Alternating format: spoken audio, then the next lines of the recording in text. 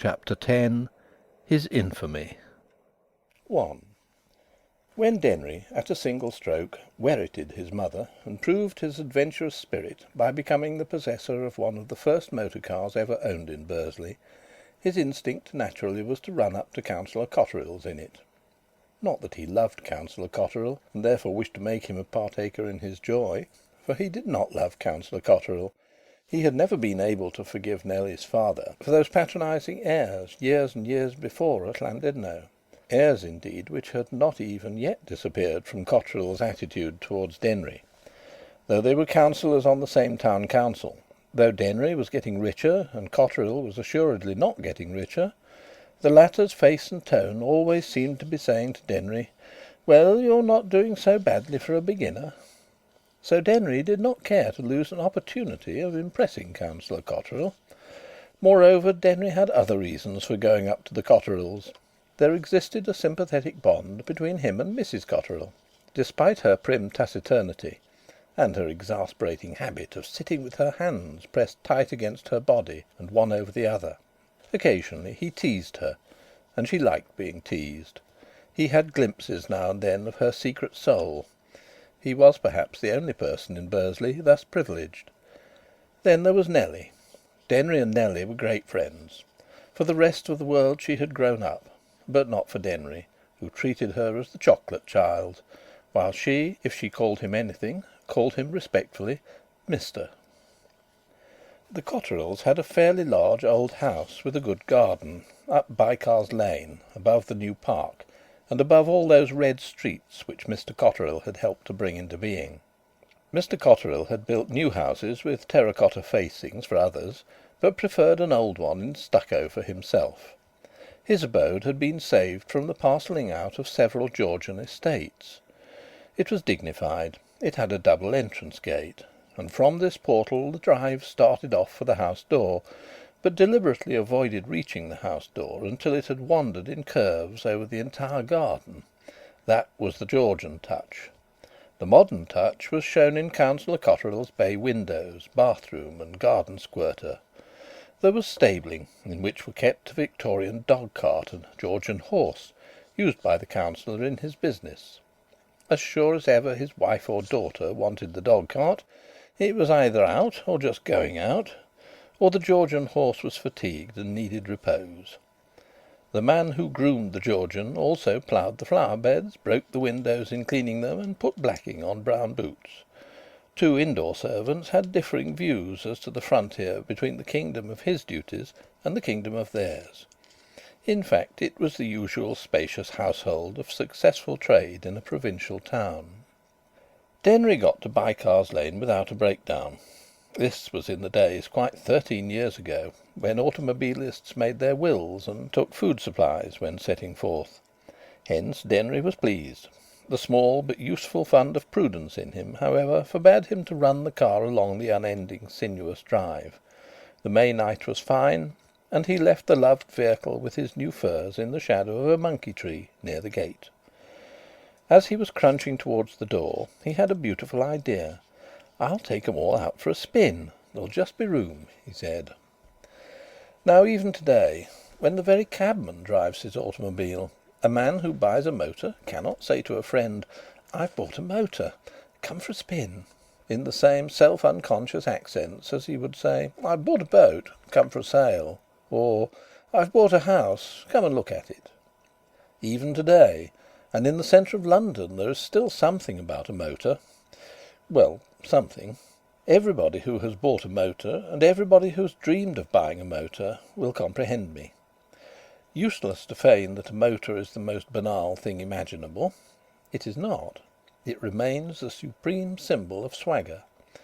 If such is the effect of a motor in these days, and in Berkeley Square, what must it have been in that dim past, and in that dim town 3 hours by the fastest express from Euston?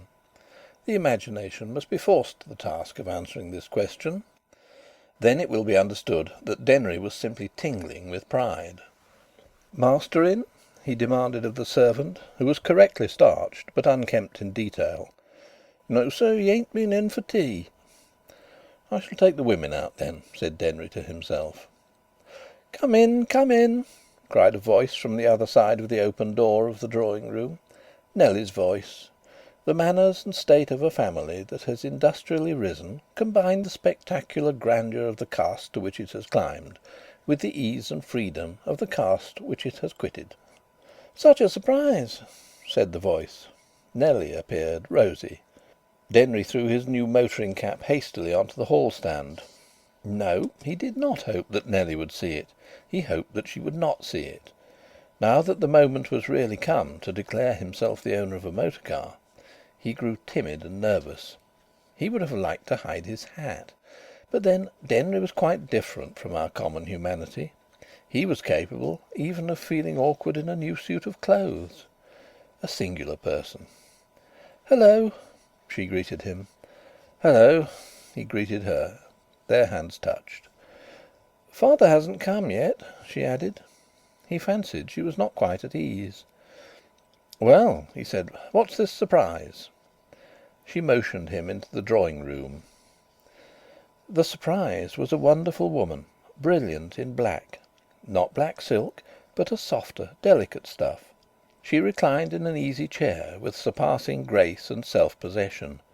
A black Egyptian shawl, spangled with silver, was slipping off her shoulders. Her hair was dressed. That is to say, it was dressed. It was obviously and thrillingly a work of elaborate art. He could see her 2 feet and one of her ankles. The boots, the openwork stocking. Such boots, such openwork stocking, had never been seen in Bursley, not even at a ball. She was in mourning, and wore scarcely any jewellery.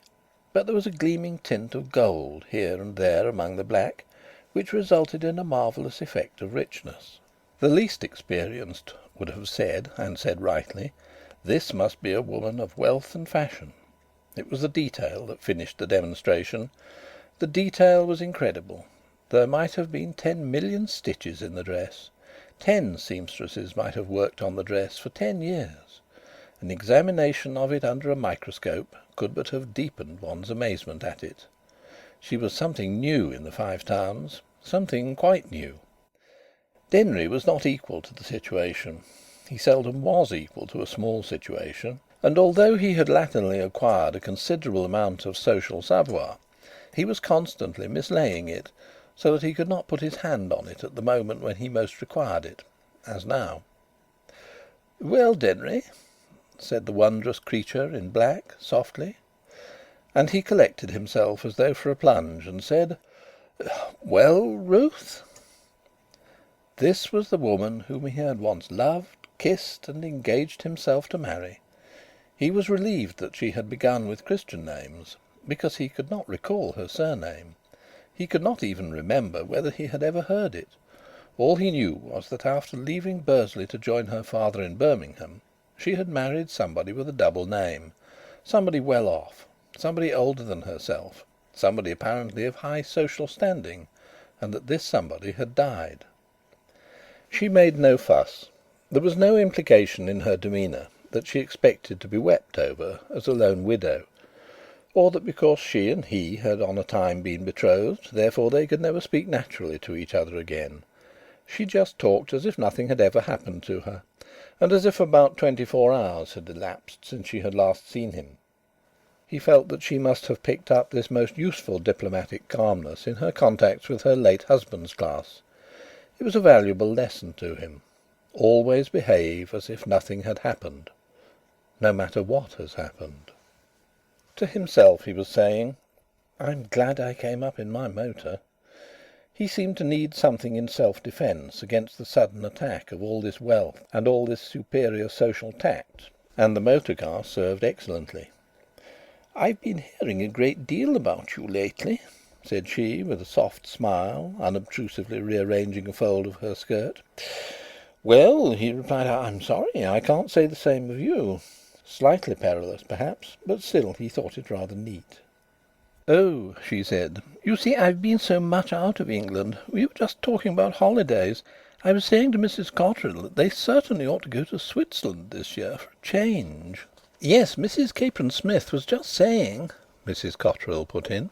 So that was her name. "It would be something too lovely," said Nellie in ecstasy. "Switzerland," Astonishing how with a single word she had marked the gulf between Bursley people and herself. The Cotterills had never been out of England. Not merely that, but the Cotterills had never dreamt of going out of England. Denry had once been to Dieppe, and had come back as though from Timbuktu with a traveller's renown, and she talked of Switzerland easily. "I suppose it's very jolly," he said. "Yes," she said. "It's splendid in summer.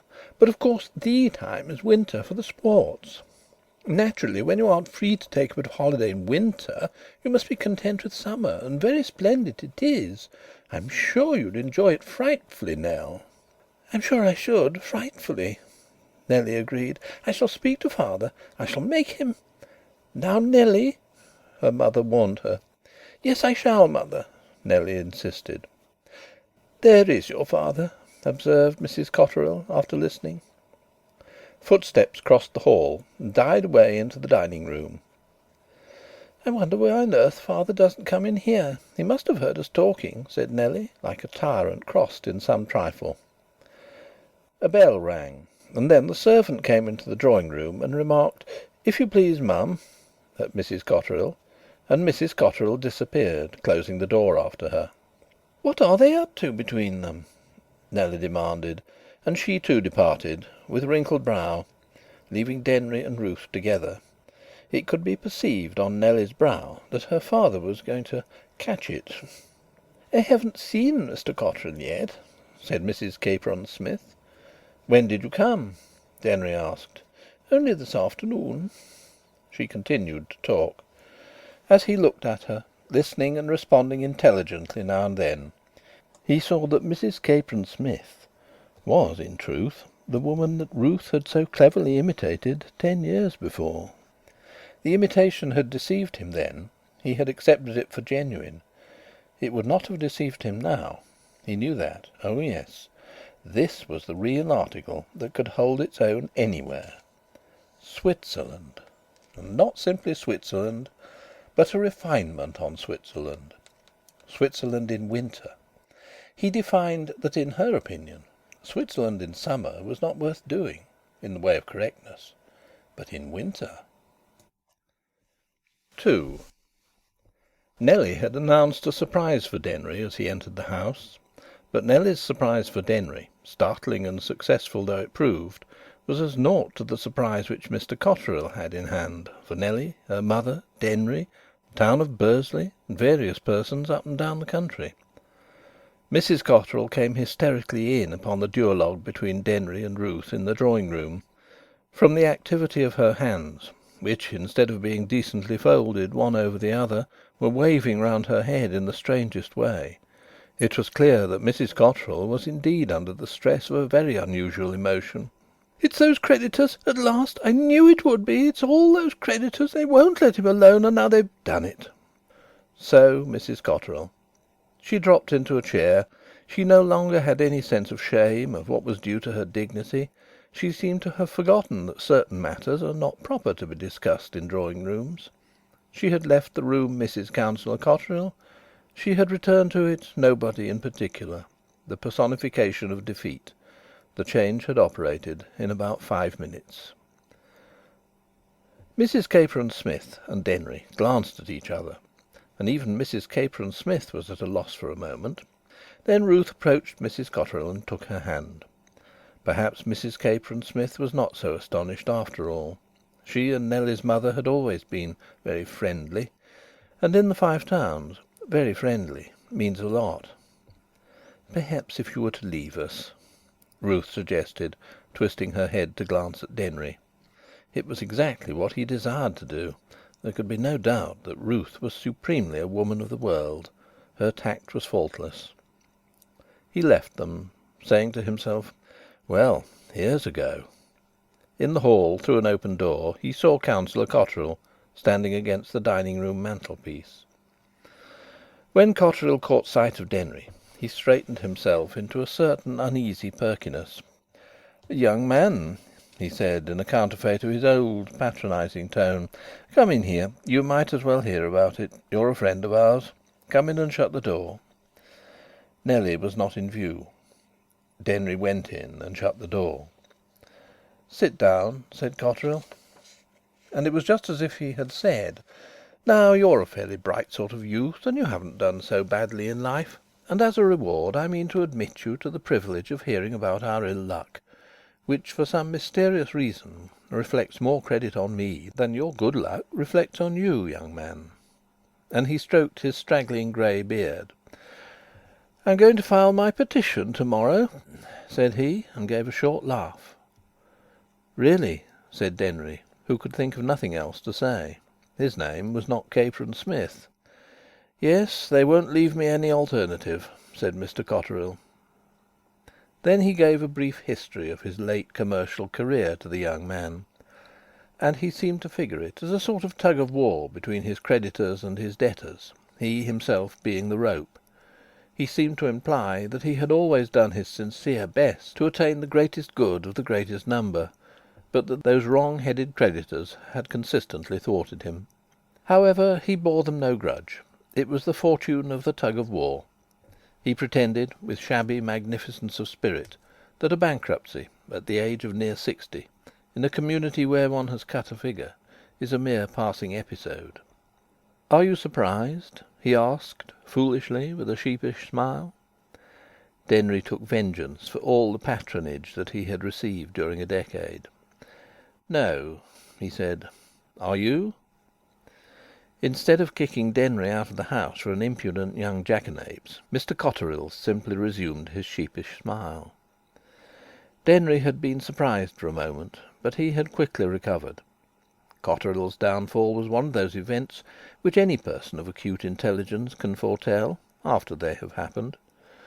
Cotterill had run the risks of a speculative builder, built and mortgaged, sold at a profit, sold without profit, sold at a loss and failed to sell, given bills, second mortgages and third mortgages. And because he was a builder, and could do nothing but build, he had continued to build, in defiance of Bursley's lack of enthusiasm for his erections.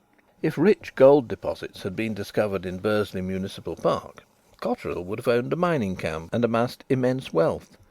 But unfortunately gold deposits were not discovered in the park. Nobody knew his position. Nobody ever does know the position of a speculative builder. He did not know it himself. There had been rumours, but they had been contradicted in an adequate way. His recent refusal of the mayoral chain, due to lack of spare coin, had been attributed to prudence. His domestic existence had always been conducted on the same moderately lavish scale. He had always paid the baker, the butcher, the tailor, the dressmaker. And now he was to file his petition in bankruptcy, and to morrow the entire town would have been seeing it coming for years. "What shall you do?" Denry inquired in amicable curiosity. "Well," said Cotterill, "that's the point. I've got a brother, a builder in Toronto, you know. He's doing very well. Building is building over there. I wrote to him a bit since, and he replied by the next mail, that what he wanted was just a man like me to overlook things. He's getting an old man now, is John. So you see there's an opening waiting for me." As if to say, the righteous are never forsaken. "I tell you all this as you're a friend of the family, like," he added. Then, after an expanse of vagueness, he began, hopefully, cheerfully, undauntedly: "Even now, if I could get hold of a couple of thousand, I could pull through handsome. And there's plenty of security for it." "Bit late now, isn't it?" "Not it. If only someone who really knows the town and has faith in the property market would come down with a couple of thousand, well, he might double it in 5 years." "Really?" "Yes," said Cotterill. "Look at Clare Street." Clare Street was one of his terracotta masterpieces. "You now," said Cotterill, insinuating. "I don't expect anyone can teach you much about the value of property in this town. You know as well as I do. If you happen to have a couple of thousand loose, by gosh, it's a chance in a million." "Yes," said Denry. "I should say that's just about what it was." "I put it before you," Cotterill proceeded, gathering way, and missing the flavour of Denry's remark, "because you're a friend of the family. You're so often here. Why, it's pretty near 10 years." Denry sighed. I expect I come and see you all about once a fortnight, fairly regular. That makes 250 times in 10 years. Yes. A couple of said Cotterill reflectively. 250 into 2000? 8. £8 a visit. A shade thick, Cotterill. A shade thick. You might be half a dozen fashionable physicians rolled into one. Never before had he called the counsellor Cotterill, unadorned. Mr. Cotterill flushed and rose. Denry does not appear to advantage in this interview. He failed in magnanimity. The only excuse that can be offered for him is that Mr. Cotterill had called him young man once or twice too often in the course of 10 years. It's subtle. 3. "No," whispered Ruth in all her wraps. "Don't bring it up to the door. I'll walk down with you to the gate and get in there." He nodded. They were off together. Ruth, it had appeared, was actually staying at the Five Towns Hotel in Knype, which at that epoch was the only hotel in the Five Towns seriously pretending to be first class, in the full page advertisement sense. The fact that Ruth was staying at the Five Towns Hotel impressed Denry anew. Assuredly she did things in the grand manner. She had meant to walk down by the park to Bursley Station and catch the last Loop Lane train to Knype, and when Denry suddenly disclosed the existence of his motor car and proposed to see her to her hotel in it, she in her turn had been impressed. The astonishment in her tone as she exclaimed, "Have you got a motor?" was the least in the world naïve. Thus they departed together from the stricken house, Ruth saying brightly to Nellie, who had reappeared in a painful state of demoralisation, that she should return on the morrow. And Denry went down the obscure drive with a final vision of the poor child Nellie as she stood at the door to speed them. It was extraordinary how that child had remained a child. He knew that she must be more than half-way through her 20s, yet she persisted in being the merest girl. A delightful little thing, but no savoir-faire, no equality to a situation, no spectacular pride. Just a nice, bright, strangely girlish... The Cotterills had managed that bad evening badly. They had shown no dignity, no reserve, no discretion, and old Cotterill had been simply fatuous in his suggestion.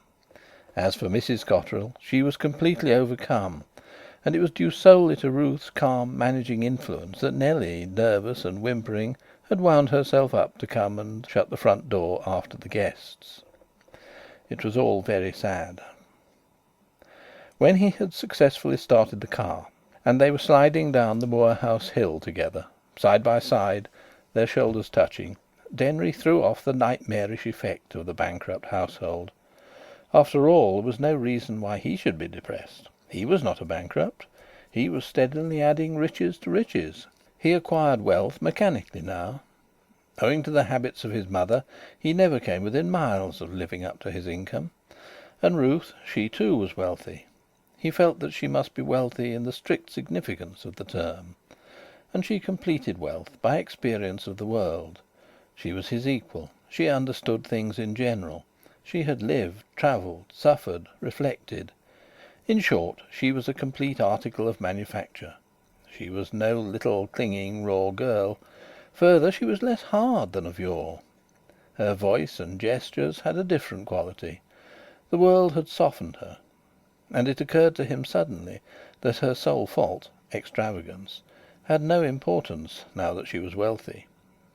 He told her all that Mr. Cotterill had said about Canada, and she told him all that Mrs. Cotterill had said about Canada, and they agreed that Mr. Cotterill had got his deserts, and that in its own interest Canada was the only thing for the Cotterill family, and the sooner the better. People must accept the consequences of bankruptcy. Nothing could be done. "I think it's a pity Nellie should have to go," said Denry. "Oh, do you?" replied Ruth. "Yes, going out to a strange country like that. She's not what you might call the Canadian kind of a girl. If she could only get something to do here. If something could be found for her." "Oh, I don't agree with you at all," said Ruth. Do you really think she ought to leave her parents just now? Her place is with her parents, and besides, between you and me, she'll have a much better chance of marrying there than in this town, after all this. Of course I should be very sorry to lose her, and Mrs. Cotterill too, but—" "I expect you're right," Denry concurred, and they sped on luxuriously through the lamp-lit night of the Five Towns, and Denry pointed out his house as they passed it, and they both thought much of the security of their positions in the world, and of their incomes, and of the honeyed deference of their bankers, and also of the mistake of being a failure. You could do nothing with a failure. 4. On a frosty morning in early winter you might have seen them together in a different vehicle, a first-class compartment of the express from Knype to Liverpool. They had the compartment to themselves, and they were installed therein with every circumstance of luxury. Both were enwrapped in furs, and a fur rug united their knees in its shelter. Magazines and newspapers were scattered about to the value of a labourer's hire for a whole day, and when Denry's eye met the guard's it said "shilling." In short, nobody could possibly be more superb than they were on that morning in that compartment. The journey was the result of peculiar events. Mr. Cotterill had made himself a bankrupt, and cast away the robe of a town councillor. He had submitted to the inquisitiveness of the official receiver, and to the harsh prying of those rampant baying beasts, his creditors. He had laid bare his books, his correspondence, his lack of method, his domestic extravagance, and the distressing fact that he had continued to trade long after he knew himself to be insolvent. He had, for several months, in the interests of the said beasts, carried on his own business as a manager at a nominal salary, and gradually everything that was his had been sold, and during the final weeks the Cotterill family had been obliged to quit their dismantled house and exist in lodgings. It had been arranged that they should go to Canada by way of Liverpool, and on the day before the journey of Denry and Ruth to Liverpool they had departed from the borough of Bursley, which Mr. Cotterill had so extensively faced with terra cotta, unhonoured and unsung. Even Denry, though he had visited them in their lodgings to say good-bye, had not seen them off at the station. But Ruth Capron Smith had seen them off at the station. She had interrupted a sojourn in Southport in order to come to Bursley, and dispatched them therefrom with due friendliness. Certain matters had to be attended to after their departure, and Ruth had promised to attend to them. Now, immediately after seeing them off, Ruth had met Denry in the street. "Do you know," she said brusquely, "those people are actually going steerage? I'd no idea of it. Mr. and Mrs. Cotterill kept it from me, and I shouldn't have heard of it, only from something Nellie said. That's why they've gone to day. The boat doesn't sail till to-morrow afternoon." "Steerage?" and Denry whistled. "Yes," said Ruth. "Nothing but pride, of course. Old Cotterill wants to have every penny he can scrape, so as to be able to make the least tiny bit of a show when he gets to Toronto. And so, steerage. Just think of Mrs. Cotterill and Nellie in the steerage. If I'd known of it I should have altered that, I can tell you, and pretty quickly too. Now it's too late." "No, it isn't," Denry contradicted her flatly. "But they've gone." "I could telegraph to Liverpool for saloon berths. There's bound to be plenty at this time of year. And I could run over to Liverpool to morrow and catch 'em on the boat and make 'em change." She asked whether he really thought he could, and he assured her. "Second-class cabins would be better," said she. "Why?" "Well, because of dressing for dinner and so on. They haven't got the clothes, you know." "Of course," said Denry. "Listen," she said, with an enchanting smile. "Let's halve the cost, you and I, and let's go to Liverpool together and make the little gift and arrange things. I'm leaving for Southport to morrow, and Liverpool's on my way."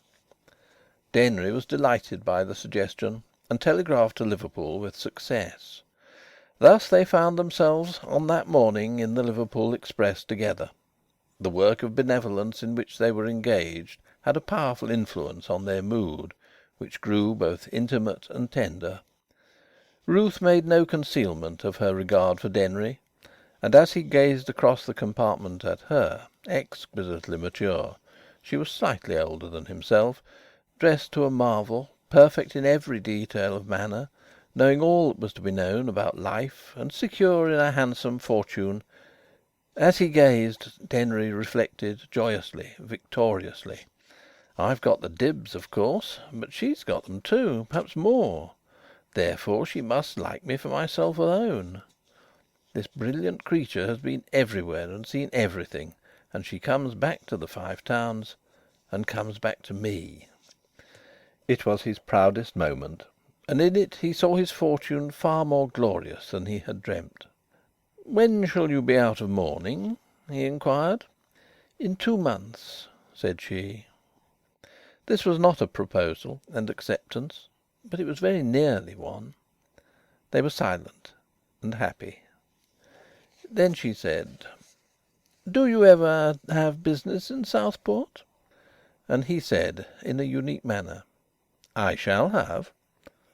Another silence. This time, he felt, he would marry her. 5. The White Star liner, Titubic, stuck out of the water like a row of houses against the landing stage. There was a large crowd on her promenade deck, and a still larger crowd on the landing stage. Above the promenade deck, officers paced on the navigating deck, and above that was the airy bridge, and above that the funnels, smoking, and somewhere still higher a flag or two fluttering in the icy breeze. And behind the crowd on the landing stage stretched a row of 4-wheeled cabs and rickety horses. The landing stage swayed ever so slightly on the tide. Only the ship was apparently solid, apparently cemented in foundations of concrete. On the starboard side of the promenade deck, among 100 other small groups, was a group consisting of Mr and Mrs Cotterill and Ruth and Denry. Nellie stood a few feet apart. Mrs Cotterill was crying.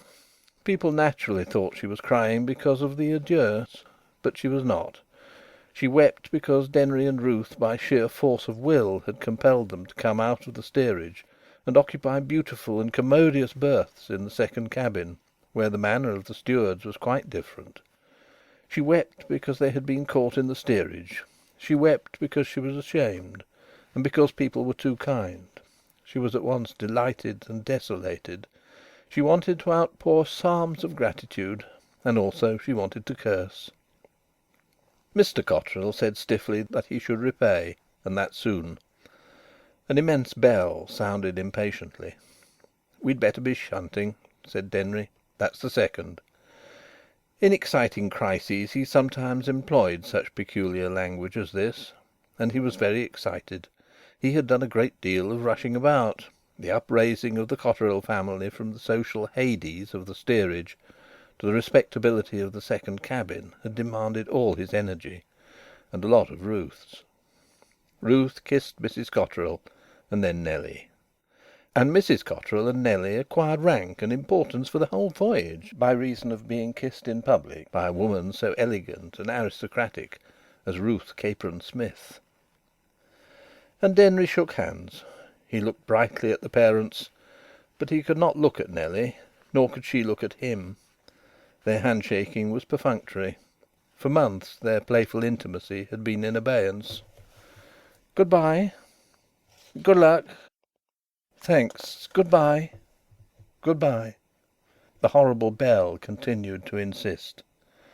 "All non-passengers ashore! All ashore!" The numerous gangways were thronged with people obeying the call, and handkerchiefs began to wave, and there was a regular vibrating tremor through the ship. Mr and Mrs Cotterill turned away. Ruth and Denry approached the nearest gangway, and Denry stood aside and made a place for her to pass. And, as always, a number of women pushed into the gangways immediately after her, and Denry had to wait, being a perfect gentleman. His eye caught Nellie's. She had not moved. He felt then as he had never felt in his life. No, absolutely never. Her sad, her tragic glance rendered him so uncomfortable, and yet so deliciously uncomfortable, that the symptoms startled him. He wondered what would happen to his legs. He was not sure that he had legs. However, he demonstrated the existence of his legs by running up to Nellie. Ruth was by this time swallowed in the crowd on the landing stage. He looked at Nellie. Nellie looked at him. Her lips twitched. "What am I doing here?" he asked of his soul. She was not at all well dressed. She was indeed shabby, in a steerage style. Her hat was awry, her gloves miserable. No girlish pride in her distraught face, no determination to overcome fate, no consciousness of ability to meet a bad situation. Just those sad eyes and those twitching lips. "Look here," Denry whispered. "You must come ashore for a second. I've got something I want to give you, and I've left it in the cab." "But there's no time. The bells..." "Bosh!" he exclaimed gruffly, extinguishing her timid, childish voice. "You won't go for at least a quarter of an hour. All that's only a dodge to get people off in plenty of time. Come on, I tell you." And in a sort of hysteria he seized her thin, long hand and dragged her along the deck to another gangway, down whose steep slope they stumbled together. The crowd of sightseers and handkerchief wavers jostled them.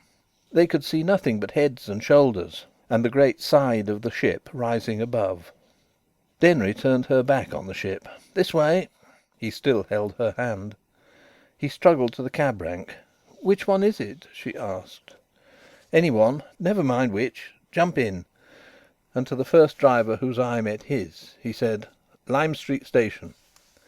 The gangways were being drawn away. A hoarse boom filled the air, and then a cheer. "But I shall miss the boat," the dazed girl protested. "Jump in." He pushed her in. "But I shall miss the..." "I know you will," he replied, as if angrily. "Do you suppose I was going to let you go by that steamer? Not much." "But mother and father..." "I'll telegraph. They'll get it on landing." "And where's Ruth?" "Be hanged to Ruth!" he shouted furiously. As the cab rattled over the cobbles, the Titubic slipped away from the landing stage. The irretrievable had happened. Nellie burst into tears. "Look here," Denry said savagely. "If you don't dry up, I shall have to cry myself." "What are you going to do with me?" she whimpered. "Well, what do you think? I'm going to marry you, of course." His aggrieved tone might have been supposed to imply that people had tried to thwart him, but that he had no intention of being thwarted, nor of asking permissions, nor of conducting himself as anything but a fierce tyrant. As for Nellie, she seemed to surrender. Then he kissed her, also angrily. He kissed her several times. Yes, even in Lord Street itself, less and less angrily. "Where are you taking me to?" she inquired humbly, as a captive. "I shall take you to my mother's," he said. "Will she like it?" "She'll either like it or lump it," said Denry. "It'll take a fortnight." "What?" "The notice and things." In the train, in the midst of a great submissive silence, she murmured: "It'll be simply awful for father and mother." "That can't be helped," said he. "And they'll be far too seasick to bother their heads about you." "You can't think how you've staggered me," said she. "You can't think how I've staggered myself," said he. "When did you decide to..." "When I was standing at the gangway, and you looked at me," he answered. "But..." "It's no use butting," he said. "I'm like that. That's me, that is." It was the bare truth that he had staggered himself. But he had staggered himself into a miraculous, ecstatic happiness. She had no money, no clothes, no style, no experience, no particular gifts. But she was she. And when he looked at her, calmed, he knew that he had done well for himself. He knew that if he had not yielded to that terrific impulse, he would have done badly for himself. Mrs Machin had what she called a ticklish night of it. 6. The next day he received a note from Ruth, dated Southport, inquiring how he came to lose her on the landing stage, and expressing concern. It took him 3 days to reply, and even then the reply was a bad one. He had behaved infamously to Ruth. So much could not be denied. Within 3 hours of practically proposing to her, he had run off with a simple girl who was not fit to hold a candle to her. And he did not care. That was the worst of it. He did not care. Of course the facts reached her. The facts reached everybody, for the singular reappearance of Nellie in the streets of Bursley immediately after her departure for Canada had to be explained. Moreover, the infamous Denry was rather proud of the facts, and the town inevitably said, "Machin all over that. Snatching the girl off the blooming lugger. Machin all over."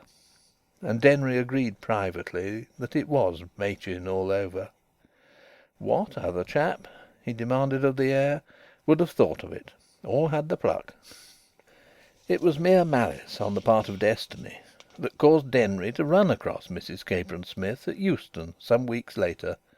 Happily they both had immense nerve. "Dear me," said she, "what are you doing here?" "Only honeymooning," he said. End of chapter 10.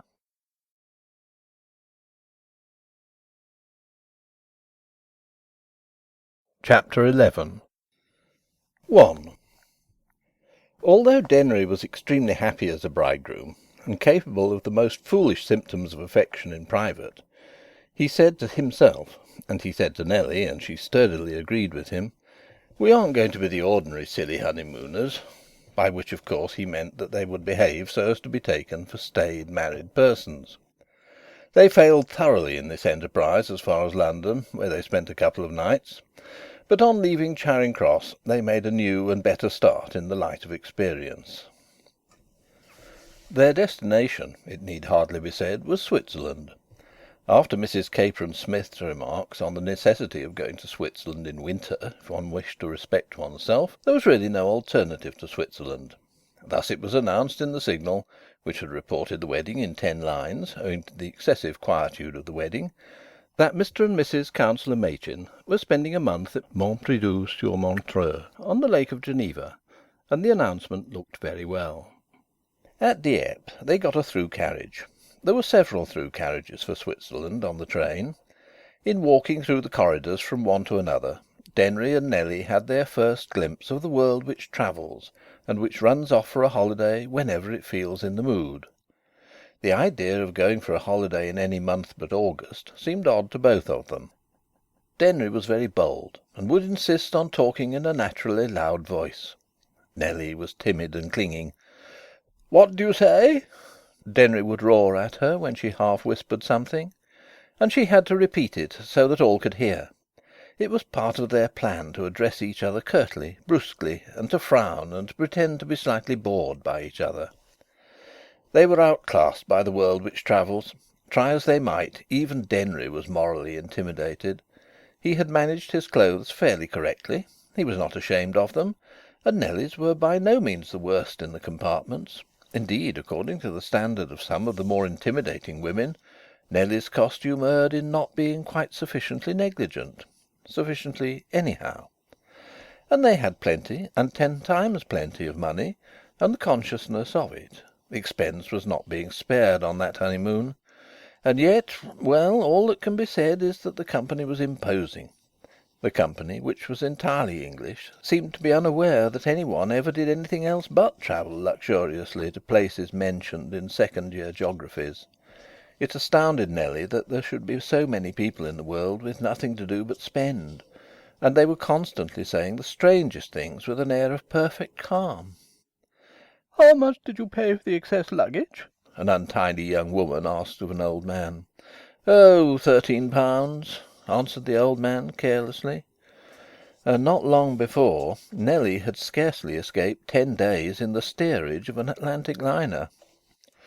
After dinner in the restaurant car, no champagne because it was vulgar, but a good, sound, expensive wine, they felt more equal to the situation, more like part owners of the train. Nellie prudently went to bed ere the triumphant feeling wore off, but Denry stayed up smoking in the corridor.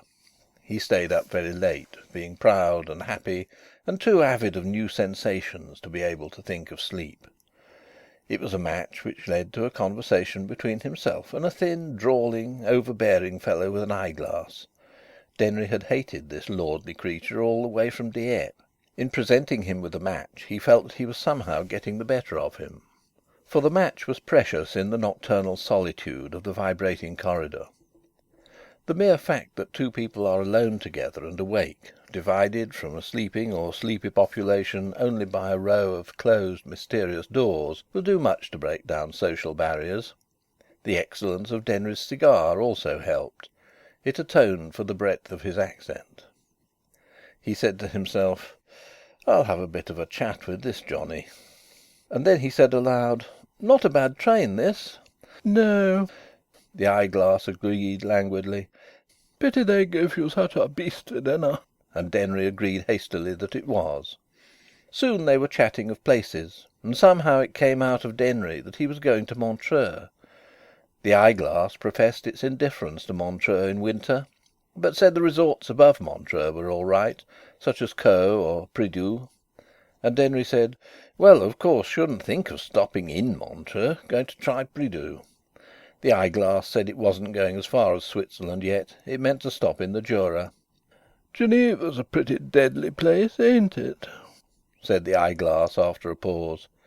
"Yes," said Denry. "Been there since that new esplanade was finished?" "No," said Denry. "I saw nothing of it." "When were you there?" "Oh, a couple of years ago." "Ah, it wasn't started then. Comic thing. Of course they're awfully proud in Geneva of the view of Mont Blanc." "Yes," said Denry. "Ever noticed how queer women are about that view? They're no end keen on it at first, but after a day or two it gets on their nerves." "Yes," said Denry. "I've noticed that myself. My wife..." He stopped, because he didn't know what he was going to say.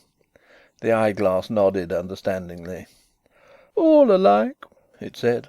"Odd thing." When Denry introduced himself into the two-berth compartment, which he had managed to secure at the end of the carriage for himself and Nellie, the poor tired child was as wakeful as an owl. "Who have you been talking to?" she yawned. "The eyeglass Johnny." "Oh, really?" Nellie murmured, interested and impressed. "With him, have you? I could hear voices. What sort of man is he?" "He seems to be an ass," said Denry. "Fearfully haw-haw. Couldn't stand him for long. I've made him believe we have been married for 2 years." 2. They stood on the balcony of the Hôtel Beau Site at Montpridoux. A little below, to the right, was the other hotel, the Métropole, with the red and white Swiss flag waving over its central tower. A little below that was the terminal station of the funicular railway from Montreux. The railway ran down the sheer of the mountain into the roofs of Montreux like a wire. On it 2 toy trains crawled towards each other, like flies climbing and descending a wall. Beyond the fringe of hotels that constituted Montreux was a strip of water, and beyond the water a range of hills, white at the top. "So these are the Alps!" Nellie exclaimed. She was disappointed. He also. But when Denry learnt from the guide book and by inquiry that the strip of lake was 7 miles across, and the highest notched peaks 10,000 feet above the sea and 25 miles off, Nellie gasped and was content. They liked the Hôtel Beau Site. It had been recommended to Denry by a man who knew what was what as the best hotel in Switzerland. "Don't you be misled by prices," the man had said. And Denry was not. He paid 16 francs a day for the 2 of them at the Beau Site, and was rather relieved than otherwise by the absence of finger bowls. Everything was very good, except sometimes the hot water. The hot water cans bore the legend "Hot Water," but these 2 words were occasionally the only evidence of heat in the water. On the other hand, the bedrooms could be made sultry by merely turning a handle, and the windows were double. Nellie was wondrously inventive. They breakfasted in bed, and she would save butter and honey from the breakfast to furnish forth afternoon tea, which was not included in the terms. She served the butter freshly with ice by the simple expedient of leaving it outside the window of a night, and Denry was struck by this housewifery. The other guests appeared to be of a comfortable, companionable class, with, as Denry said, no frills. They were amazed to learn that a chattering little woman of 35, who gossiped with everybody and soon invited Denry and Nellie to have tea in her room, was an authentic Russian countess, inscribed in the visitors' lists as Comtesse Ruhl, with maid, Moscow. Her room was the untidiest that Nellie had ever seen, and the tea a picnic. Still, it was thrilling to have had tea with a Russian countess. Plots, nihilism, secret police, marble palaces. Those visitors' lists were breathtaking. Pages and pages of them, scores of hotels, thousands of names, nearly all English, and all people who came to Switzerland in winter, having naught else to do. Denry and Nellie bathed in correctness as in a bath. The only persons in the hotel with whom they did not "get on" nor "hit it off" were a military party, chiefly named Clutterbuck, and presided over by a Major Clutterbuck and his wife. They sat at a large table in the corner: father, mother, several children, a sister-in-law, a sister, a governess, 8 heads in all, and while utterly polite, they seemed to draw a ring round themselves. They grumbled at the hotel. They played bridge, then a newish game, and once, when Denry and the Countess played with them, Denry being an adept card player, for shilling points, Denry overheard the sister-in-law saying that she was sure Captain Deverax wouldn't play for shilling points. This was the first rumour of the existence of Captain Deverax, but afterwards Captain Deverax began to be mentioned several times a day. Captain Deverax was coming to join them, and it seemed that he was a very particular man. Soon all the rest of the hotel had got its back up against this arriving Captain Deverax. Then a Clutterbuck cousin came, a smiling, hard, fluffy woman, and pronounced definitely that the Hotel Beau Site would never do for Captain Deverax. This cousin aroused Denry's hostility in a strange way. She imparted to the Countess, who united all sects, her opinion that Denry and Nellie were on their honeymoon. At night, in a corner of the drawing-room, the Countess delicately but bluntly asked Nellie if she had been married long. "No," said Nellie. "A month?" asked the Countess, smiling. "No," said Nellie. The next day all the hotel knew. The vast edifice of make-believe that Denry and Nellie had laboriously erected crumbled at a word, and they stood forth, those two, blushing for the criminals they were. The hotel was delighted. There is more rejoicing in a hotel over one honeymoon couple than over 50 families with children. But the hotel had a shock the same day. The Clutterbuck cousin had proclaimed that owing to the inadequacy of the bedroom furniture she had been obliged to employ a sofa as a wardrobe. Then there were more references to Captain Deverax, and then at dinner it became known, heaven knows how, that the entire Clutterbuck party had given notice and was seceding to the Hotel Metropole. Also they had tried to carry the Countess with them, but had failed. Now, among the guests of the Hotel Beau Site there had always been a professed scorn of the rival Hotel Metropole, which was a franc a day dearer, and famous for its new and rich furniture. The Metropole had an orchestra twice a week, and the English church services were held in its drawing-room, and it was larger than the Beau Site. In spite of these facts, the clients of the Beau Site affected to despise it, saying that the food was inferior and that the guests were snobbish. It was an article of faith in the Beau Site that the Beau Site was the best hotel on the mountain side, if not in Switzerland. The insolence of this defection on the part of the Clutterbucks! How on earth could people have the face to go to a landlord and say to him that they meant to desert him in favour of his rival? Another detail. The secession of 9 or 10 people from one hotel to the other meant that the Metropole would decidedly be more populous than the Beau Site, and on the point of numbers the emulation was very keen. "Well," said the Beau Site, "let 'em go, with their Captain Deverax. We shall be better without 'em." And that deadliest of all feuds sprang up, a rivalry between the guests of rival hotels. The Metropole had issued a general invitation to a dance, and after the monstrous conduct of the Clutterbucks the question arose whether the Beau Site should not boycott the dance. However, it was settled that the truly effective course would be to go with critical noses in the air and emit unfavourable comparisons with the Beau Site. The Beau Site suddenly became perfect in the esteem of its patrons. Not another word was heard on the subject of hot water being coated with ice, and the Clutterbucks, with incredible assurance, slid their luggage off in a sleigh to the Metropole in the full light of day, amidst the contempt of the faithful. 3. Under the stars, the dancing section of the Beau Site went off in jingling sleighs over the snow to the ball at the Metropole. The distance was not great, but it was great enough to show the inadequacy of furs against 20 degrees of mountain frost, and it was also great enough to allow the party to come to a general, final understanding that its demeanour must be cold and critical in the gilded halls of the Metropole. The rumour ran that Captain Deverax had arrived, and everyone agreed that he must be an insufferable booby, except the Countess Ruhl, who never used her fluent exotic English to say ill of anybody. The gilded halls of the Metropole certainly were imposing.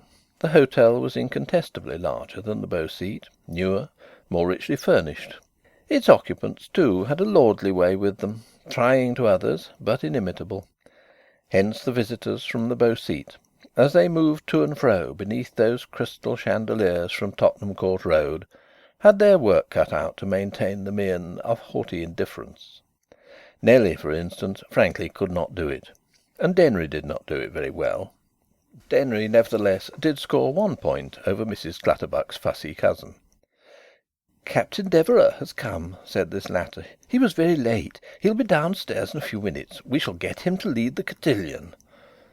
"Captain Deverax?" Denry questioned. "Yes, you've heard us mention him," said the cousin, affronted.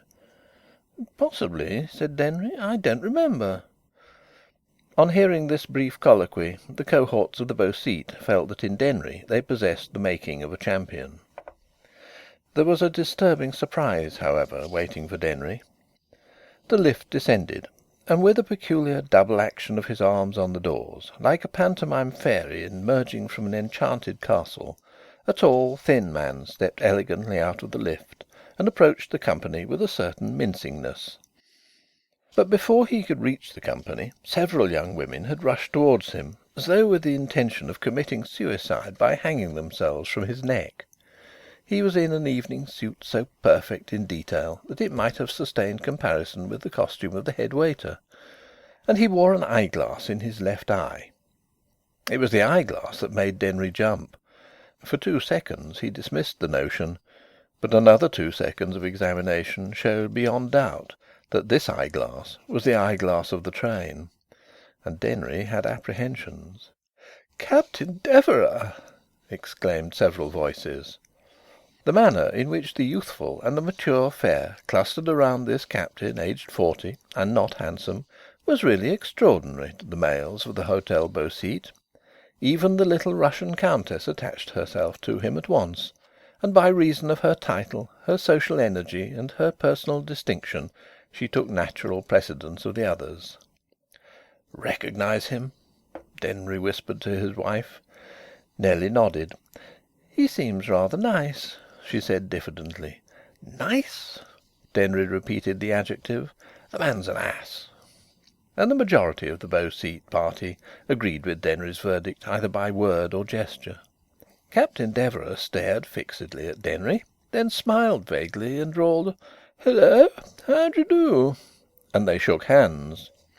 "So you know him?" someone murmured to Denry. "Know him? Since infancy." The inquirer scented facetiousness, but he was somehow impressed.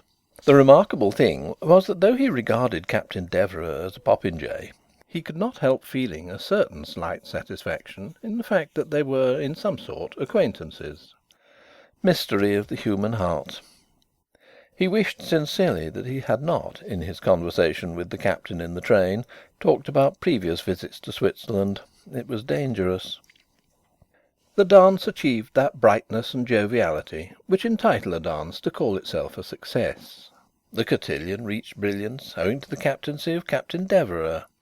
Several score opprobrious epithets were applied to the captain in the course of the night, but it was agreed, nemine contradicente, that whatever he would have done in front of a light brigade at Balaclava, as a leader of cotillions he was terrific.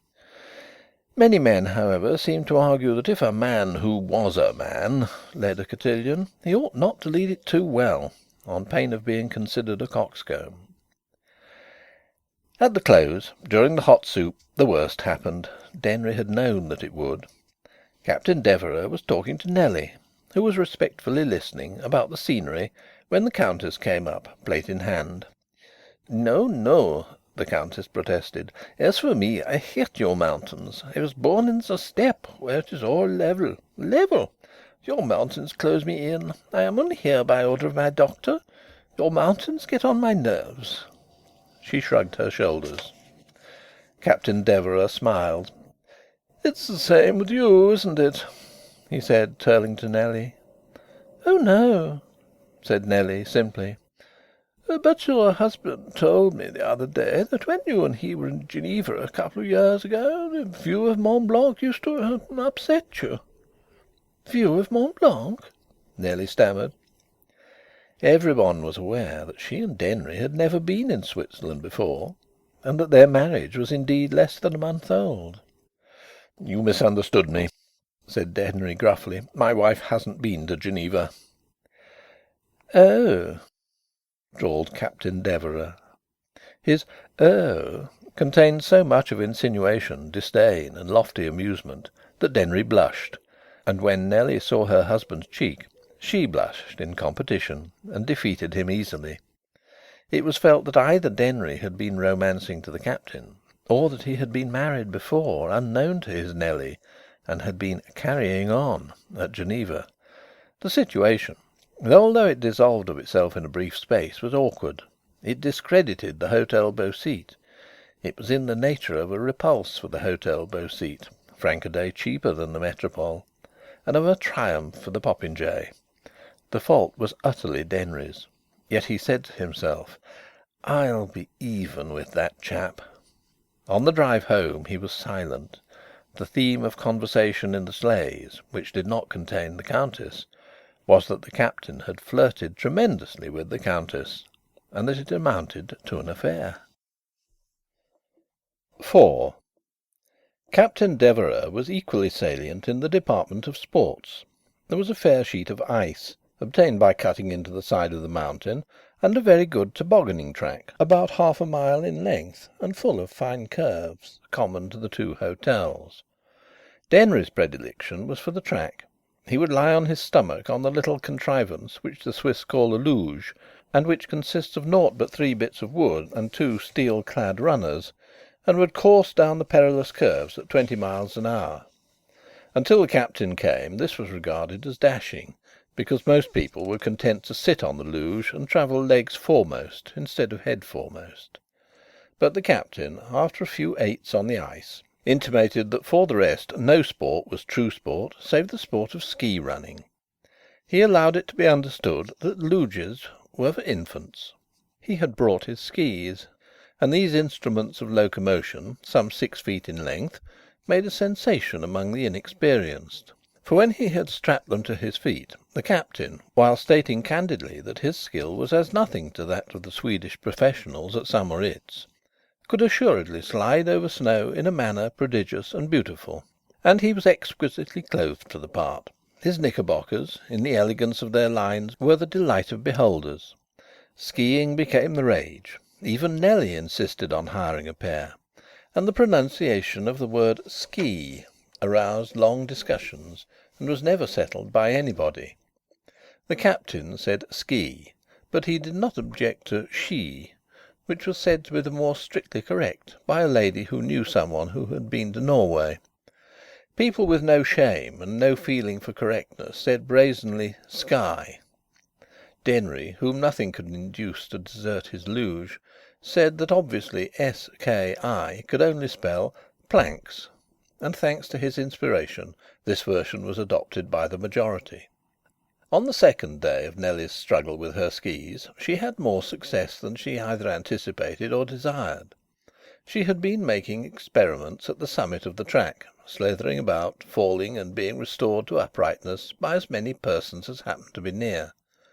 Skis seemed to her the most ungovernable and least practical means of travel that the madness of man had ever concocted, Skates were well-behaved old horses compared to these long, untamed fiends, and a luge was like a tricycle. Then suddenly a friendly starting push drove her a yard or two, and she glided past the level on to the first imperceptible slope of the track. By some hazard her two planks were exactly parallel, as they ought to be, and she glided forward miraculously, and people heard her say, "How lovely!" And then people heard her say, "Oh, oh!" For her pace was increasing, and she dared not strike her pole into the ground. She had, in fact, no control whatever over those two planks to which her feet were strapped.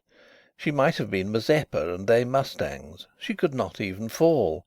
So she fled down the preliminary straight of the track, and ecstatic spectators cried, "Look how well Mrs Machin is doing!"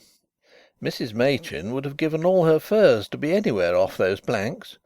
On the adjacent fields of glittering snow the Captain had been giving his adored Countess a lesson in the use of skis, and they stood together, the Countess somewhat insecure, by the side of the track at its first curve.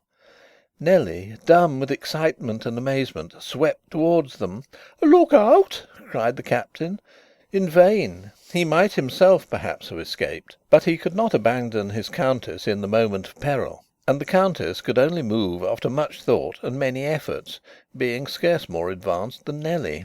Nellie's wilful planks quite ignored the curve, and, as it were afloat on them, she charged off the track and into the Captain and the Countess. The impact was tremendous. 6 skis waved like semaphores in the air. Then all was still. Then, as the beholders hastened to the scene of the disaster, the Countess laughed, and Nellie laughed. The laugh of the Captain was not heard. The sole casualty was a wound, about a foot long, in the hinterland of the Captain's unique knickerbockers, and as threads of that beautiful check pattern were afterwards found attached to the wheel of Nellie's pole, the cause of the wound was indisputable, and the Captain departed home, chiefly backwards, but with great rapidity. In the afternoon Denry went down to Montreux, and returned with an opal bracelet which Nellie wore at dinner. "Oh, what a ripping bracelet!" said a girl. "Yes," said Nellie. "My husband gave it me only to day." "I suppose it's your birthday or something," the inquisitive girl ventured. "No," said Nellie. "How nice of him," said the girl. The next day Captain Deverax appeared in riding breeches.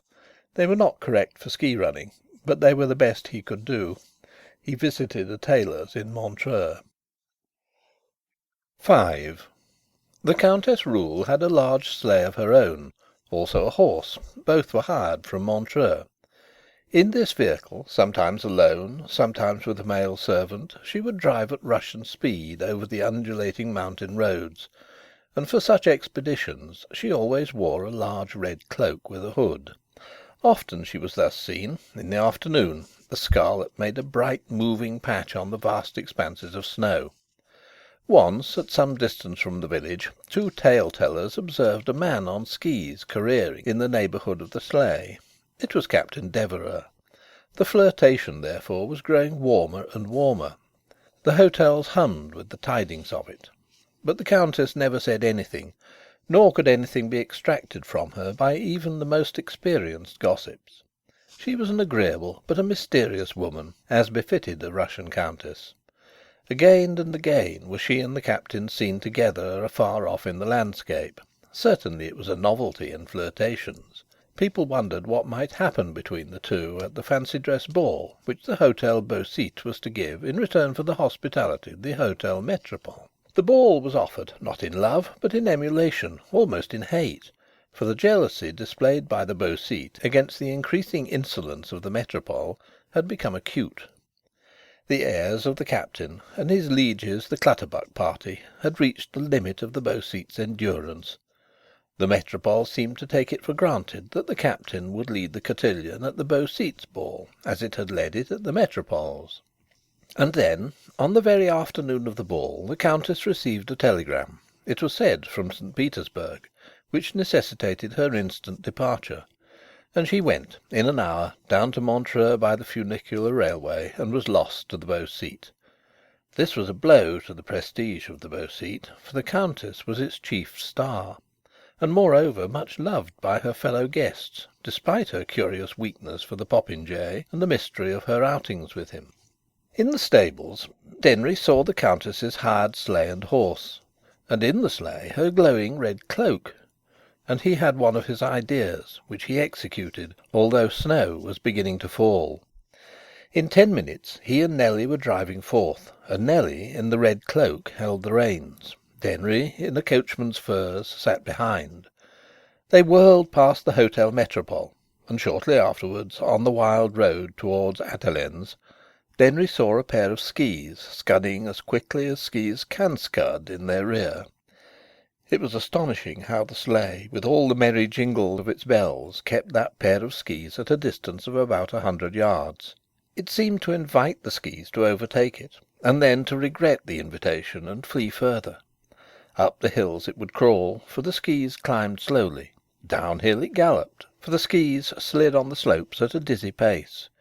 Occasionally a shout came from the skis, and the snow fell thicker and thicker. So for 4 or 5 miles. Starlight commenced. Then the road made a huge descending curve round a hollowed meadow, and the horse galloped its best. But the skis, making a straight line down the snow, acquired the speed of an express, and gained on the sleigh 1 yard in every 3. At the bottom, where the curve met the straight line, was a farmhouse and outbuildings, and a hedge and a stone wall and other matters. The sleigh arrived at the point first, but only by a trifle. "Mind your toes," Denry muttered to himself, meaning an injunction to the skis, whose toes were 3 feet long. The skis, through the eddying snow, yelled frantically to the sleigh to give room.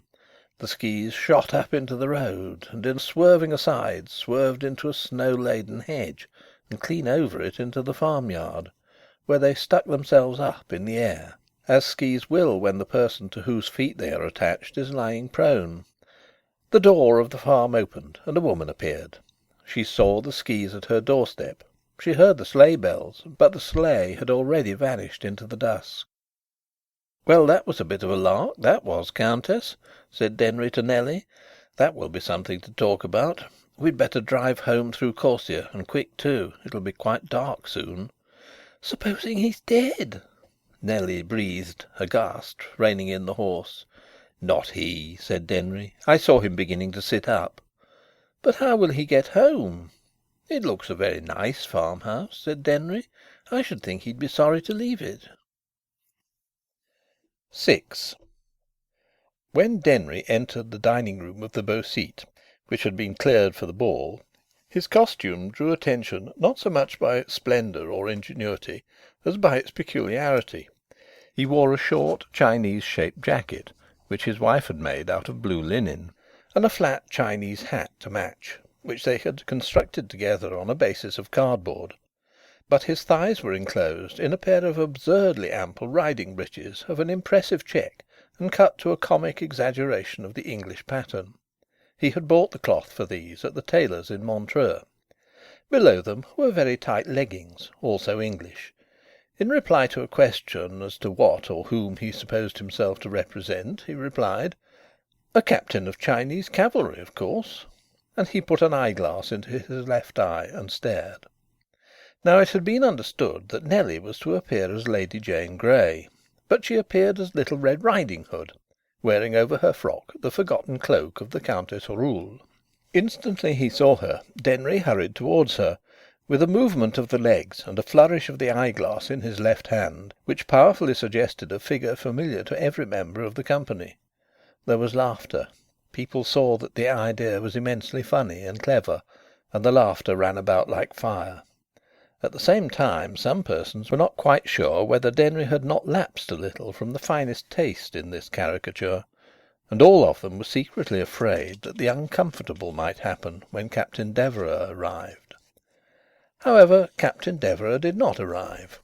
The party from the Métropole came with the news that he had not been seen at the hotel for dinner. It was assumed that he had been to Montreux and had missed the funicular back. "Our 2 stars simultaneously eclipsed," said Denry. as the Clutterbucks, representing all the history of England, stared at him curiously. "Why?" exclaimed the Clutterbuck cousin. "Who's the other?" "The Countess," said Denry. "She went this afternoon. 3 o'clock." And all the Metropole party fell into grief. "It's a world of coincidences," said Denry, with emphasis. "You don't mean to insinuate," said Mrs. Clutterbuck, with a nervous laugh, "that Captain Deverax has gone after the Countess?" "Oh no," said Denry, with unction. "Such a thought never entered my head." "I think you're a very strange man, Mr Machin," retorted Mrs. Clutterbuck, hostile and not a bit reassured. "May one ask what that costume is supposed to be?" "A captain of Chinese cavalry," said Denry, lifting his eyeglass. Nevertheless, the dance was a remarkable success, and little by little even the sternest adherents of the absent Captain Deverax deigned to be amused by Denry's Chinese gestures. Also, Denry led the cotillion, and was thereafter greatly applauded by the beau site. The visitors agreed among themselves that, considering that his name was not Deverax, Denry acquitted himself honourably. Later he went to the bureau, and returning, whispered to his wife: "It's all right. He's come back safe." "How do you know?" "I've just telephoned to ask." Denry's subsequent humour was wildly gay, and for some reason which nobody could comprehend he put a sling round his left arm. His efforts to insert the eyeglass into his left eye with his right hand were insistently ludicrous, and became a sure source of laughter for all beholders. When the Metropole party were getting into their sleighs to go home (it had ceased snowing), Denry was still trying to insert his eyeglass into his left eye with his right hand, to the universal joy. 7. But the joy of the night was feeble in comparison with the violent joy of the next morning. Denry was wandering, apparently aimless, between the finish of the tobogganing track and the portals of the Metropole.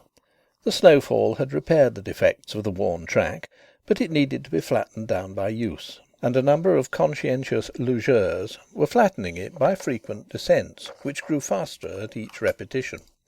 Other holiday makers were idling about in the sunshine. A page boy of the Metropole departed in the direction of the beau site with a note. At length (the hour was nearing 11) Captain Deverax, languid, put his head out of the Metropole and sniffed the air. Finding the air sufferable, he came forth on to the steps. His left arm was in a sling. He was wearing the new knickerbockers which he had ordered at Montreux, and which were of precisely the same vast check as had ornamented Denry's legs on the previous night. "Hullo!" said Denry, sympathetically. "What's this?" The Captain needed sympathy. "Skiing yesterday afternoon," said he, with a little laugh. "Hasn't the Countess told any of you?" "No," said Denry. "Not a word." The Captain seemed to pause a moment. "Yes," said he. "A trifling accident. I was skiing with the Countess. That is, I was skiing and she was in her sleigh." "Then this is why you didn't turn up at the dance?" "Yes," said the Captain.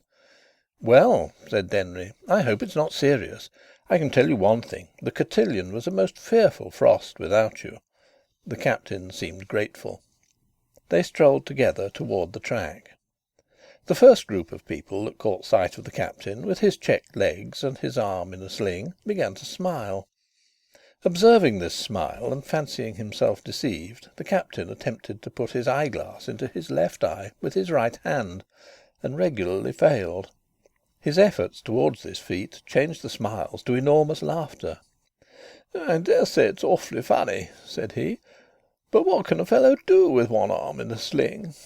The laughter was merely intensified, and the group, growing as luge after luge arrived at the end of the track, seemed to give itself up to mirth, to the exclusion of even a proper curiosity about the nature of the Captain's damage.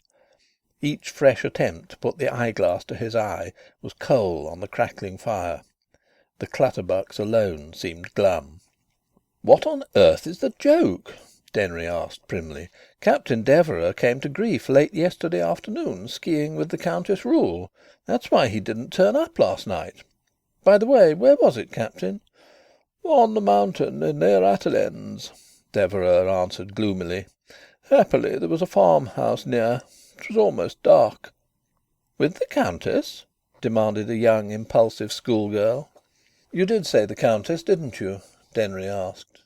"Why, certainly," said the Captain, testily.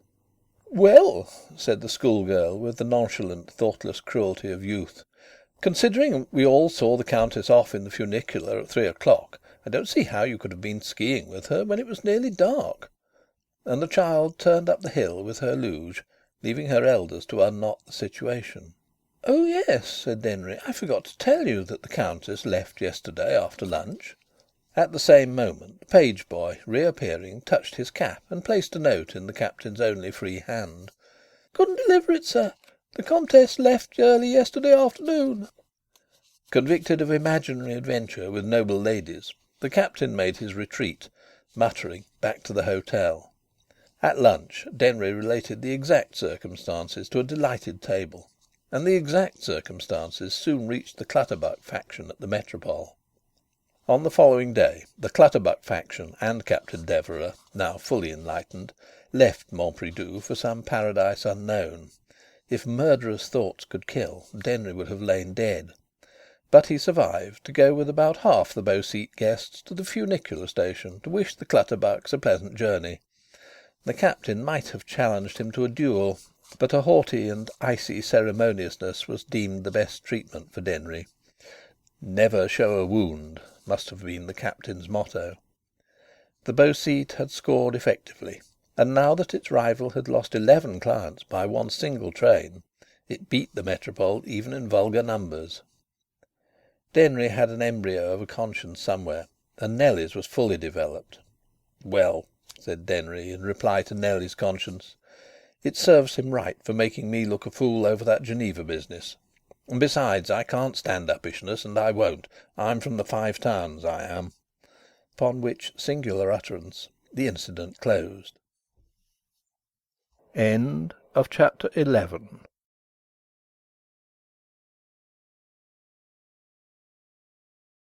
Chapter 12. The Supreme Honour. 1. Denry was not as regular in his goings and comings as the generality of business men in the Five Towns. No doubt because he was not by nature a business man at all, but an adventurous spirit who happened to be in a business which was much too good to leave. He was continually, as they say there, "up to something" that caused changes in daily habits.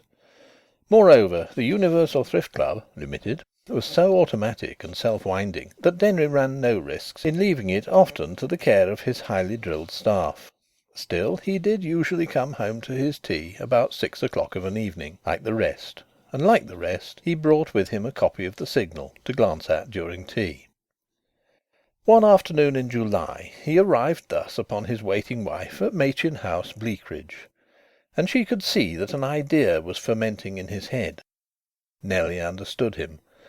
One of the most delightful and reassuring things about his married life was Nellie's instinctive comprehension of him. His mother understood him profoundly, but she understood him in a manner sardonic, slightly malicious, and even hostile, whereas Nellie understood him with her absurd love. According to his mother's attitude, Denry was guilty until he had proved himself innocent. According to Nellie's, he was always right and always clever in what he did, until he himself had said that he had been wrong and stupid, and not always then. Nevertheless, his mother was just as ridiculously proud of him as Nellie was, but she would have perished on the scaffold rather than admit that Denry differed in any detail from the common run of sons. Mrs Machin had departed from Machin House without waiting to be asked. It was characteristic of her that she had returned to Broome Street and rented there an out-of-date cottage without a single one of the labour-saving contrivances that distinguished the residence which her son had originally built for her.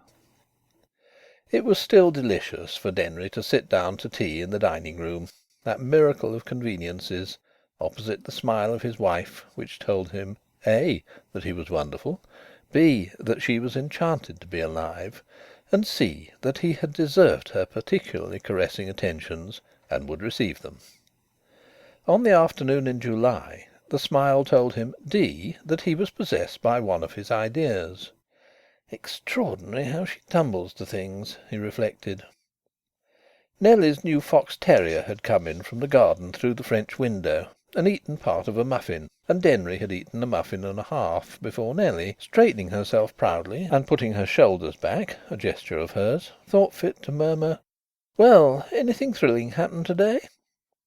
Denry opened the green sheet and read, "Sudden death of Alderman Bloor in London. What price that?"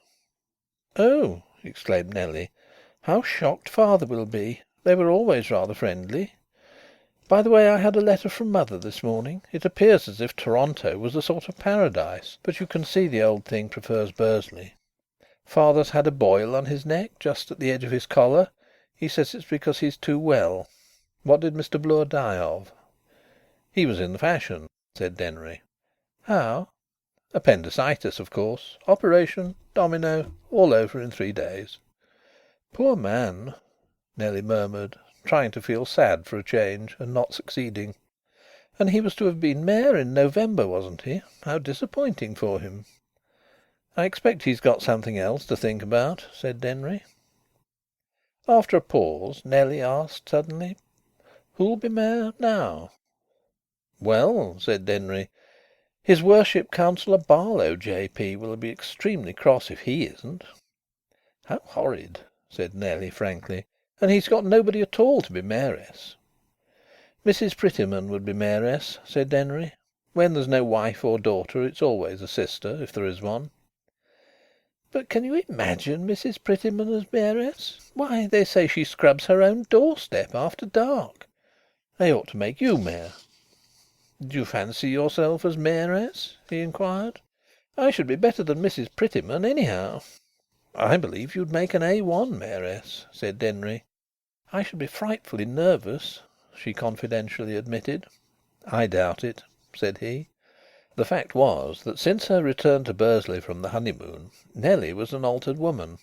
She had acquired, as it were in a day, to an astonishing extent, what in the Five Towns is called a nerve. "I should like to try it," said she. "One day you'll have to try it, whether you want to or not." "When will that be?" "Don't know. Might be next year but one. Old Barlow's pretty certain to be chosen for next November. It's looked on as his turn next. I know there's been a good bit of talk about me for the year after Barlow. Of course Bloor's death will advance everything by a year. But even if I come next after Barlow it'll be too late." "Too late? Too late for what?" "I'll tell you," said Denry. "I wanted to be the youngest mayor that Bursley's ever had. It was only a kind of notion I had a long time ago.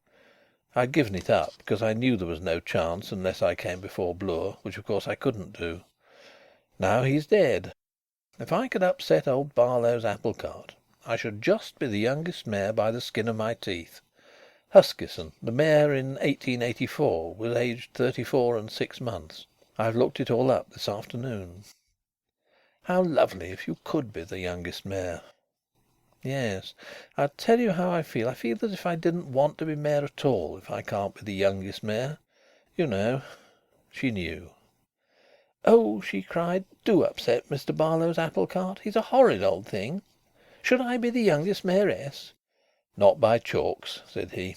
"Huskisson's sister was only 16." "But that's only playing at being mayoress," Nellie protested. "Anyhow, I do think you might be youngest mayor. Who settles it?" "The Council, of course." "Nobody likes Councillor Barlow." "He'll be still less liked when he's wound up the Bursley Football Club." "Well, urge him to wind it up then. But I don't see what football's got to do with being mayor." She endeavoured to look like a serious politician. "You're nothing but a cuckoo," Denry pleasantly informed her. "Football's got to do with everything. And it's been a disastrous mistake in my career that I've never taken any interest in football. Old Barlow wants no urging to wind up the football club. He's absolutely set on it. He's lost too much over it. If I could stop him from winding it up, I might..." "What?" "I don't know." She perceived that his idea was yet vague. 2. Not very many days afterwards the walls of Bursley called attention by small blue and red posters (blue and red being the historic colours of the Bursley Football Club) to a public meeting. which was to be held in the Town Hall, under the presidency of the Mayor, to consider what steps could be taken to secure the future of the Bursley Football Club. There were two great football clubs in the Five Towns: Knype, one of the oldest clubs in England, and Bursley. Both were in the League, though Knype was in the first division, while Bursley was only in the second. Both were, in fact, limited companies, engaged as much in the pursuit of dividends as in the practice of the one ancient and glorious sport which appeals to the reason and the heart of England. Neither ever paid a dividend. Both employed professionals, who by a strange chance were nearly all born in Scotland, and both also employed trainers, who, before an important match, took the teams off to a hydropathic establishment far, far distant from any public house. This was called training. Now, whereas the Knype Club was struggling along fairly well, the Bursley Club had come to the end of its resources. The great football public had practically deserted it. The explanation, of course, was that Bursley had been losing too many matches. The great football public had no use for anything but victories. It would treat its players like gods, so long as they won. But when they happened to lose, the great football public simply sulked. It did not kick a man that was down. It merely ignored him, well knowing that the man could not get up without help. It cared nothing whatever for fidelity, municipal patriotism, fair play, the chances of war, or dividends on capital. If it could see victories, it would pay sixpence, but it would not pay sixpence to assist at defeats. Still, when, at a special general meeting of the Bursley Football Club Limited, held at the registered office, the Coffee House, Bursley, Councillor Barlow, J.P., chairman of the company since the creation of the League, announced that the directors had reluctantly come to the conclusion that they could not conscientiously embark on the dangerous risks of the approaching season, and that it was the intention of the directors to wind up the club, in default of adequate public interest. When Bursley read this in the Signal, the town was certainly shocked. Was the famous club, then, to disappear for ever, and the football ground to be sold in plots, and the grand stand for firewood? The shock was so severe that the death of Alderman Bloor, none the less a mighty figure in Bursley, had passed as a minor event. Hence the advertisement of the meeting in the Town Hall caused joy and hope, and people said to themselves, "Something's bound to be done. The old club can't go out like that." And everybody grew quite sentimental. And although nothing is supposed to be capable of filling Bursley Town Hall except a political meeting and an old folks' treat, Bursley Town Hall was as near full as made no matter for the football question. Many men had cheerfully sacrificed a game of billiards and a glass of beer in order to attend it. The Mayor in the chair was a mild old gentleman who knew nothing whatever about football and had probably never seen a football match. But it was essential that the meeting should have august patronage, and so the Mayor had been trapped and tamed. On the mere fact that he paid an annual subscription to the golf club, certain parties built up the legend that he was a true sportsman with the true interests of sport in his soul. He uttered a few phrases, such as "the manly game," "old associations," "bound up with the history of England," "splendid fellows," "indomitable pluck," "dogged my misfortune." Indeed, he produced quite an impression on the rude and grim audience. And then he called upon Councillor Barlow to make a statement. Councillor Barlow, on the Mayor's right, was a different kind of man from the Mayor. He was 50 and iron grey, with whiskers but no moustache, short, stoutish, raspish. He said nothing about manliness, pluck, history, or auld lang syne. He said that he had given his services as chairman to the football club for 13 years, that he had taken up £2,000 worth of shares in the company, and that as at that moment the company's liabilities would exactly absorb its assets, his £2,000 was worth exactly nothing. "You may say," he said, "I've lost that £2,000 in 13 years. That is, it's the same as if I'd been steadily paying £3 a week out of my own pocket to provide football matches that you chaps wouldn't take the trouble to go and see. That's the straight of it. What have I got for my pains? Nothing but worries and these." He pointed to his grey hairs. "And I'm not alone. There's others. And now I have to come and defend myself at a public meeting. I'm supposed not to have the best interests of football at heart. Me and my co-directors," he proceeded, with an even rougher raspishness, "have warned the town again and again what would happen if the matches weren't better patronised. And now it's happened, and now it's too late. You want to do something. You can't. It's too late. There's only one thing the matter with first class football in Bursley," he concluded, "and it isn't the players. It's the public. It's yourselves. You're the most craven lot of tomfools that ever a big football club had to do with. When we lose a match, what do? Do you come and encourage us next time? No, you stop away and leave us £50 or £60 out of pocket on a match, just to teach us better. Do you expect us to win every match? Why, Preston North End itself," here he spoke solemnly of heroes, "Preston North End itself, in its great days, didn't win every match. It lost to Accrington. But did the Preston public desert it? No. You haven't got the pluck of a louse nor the faithfulness of a cat. You've starved your football club to death, and now you call a meeting to weep and grumble. And you have the insolence to write letters to the Signal about bad management, forsooth. If anybody in the hall thinks that he can manage this club better than me and my co-directors have done, I may say that we hold a majority of the shares, and we'll part with the whole show to any clever person or persons who care to take it off our hands at a bargain price. That's talking." He sat down. Silence fell. Even in the Five Towns a public meeting is seldom bullied as Councillor Barlow had bullied that meeting. It was aghast. Councillor Barlow had never been popular. He had merely been respected. But thenceforth he became even less popular than before. "I'm sure we shall all find Councillor Barlow's heat quite excusable," the Mayor diplomatically began. "No heat at all," the Councillor interrupted. "Simply cold truth." A number of speakers followed, and nearly all of them were against the directors. Some, with prodigious memories for every combination of players in every match that had ever been played, sought to prove by detailed instances that Councillor Barlow and his co-directors had persistently and regularly muddled their work during 13 industrious years. And they defended the insulted public by asserting that no public that respected itself would pay sixpence to watch the wretched football provided by Councillor Barlow. They shouted that the team wanted reconstituting, wanted new blood. "Yes," shouted Councillor Barlow in reply, "and how are you going to get new blood, with transfer fees as high as they are now? You can't get even an average good player for less than £200. Where's the money to come from? Anybody want to lend 1,000 or so on second debentures?" He laughed sneeringly. No one showed a desire to invest in second debentures of the Bursley F.C. Limited. Still, speakers kept harping on the necessity of new blood in the team, and then others, bolder, harped on the necessity of new blood on the board. "Shares on sale!" cried the Councillor. "Any buyers? Or," he added, "do you want something for nothing? As usual."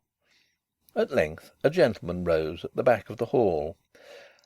"I don't pretend to be an expert on football," said he, "though I think it is a great game, but I should like to say a few words as to this question of new blood." The audience craned its neck. "Will Mr. Councillor Machin kindly step up to the platform?" the Mayor suggested. And up Denry stepped. The thought in every mind was, "What's he going to do? What's he got up his sleeve this time?" "Three cheers for Machin!" people chanted gaily. "Order!" cried the Mayor. Denry faced the audience. He was now accustomed to audiences. He said: "If I'm not mistaken, one of the greatest modern footballers is a native of this town." And scores of voices yelled: "Aye, Callear! Callear! Greatest centre forward in England!" "Yes," said Denry, "Callear is the man I mean. Callear left the district, unfortunately for the district, at the age of 19 for Liverpool.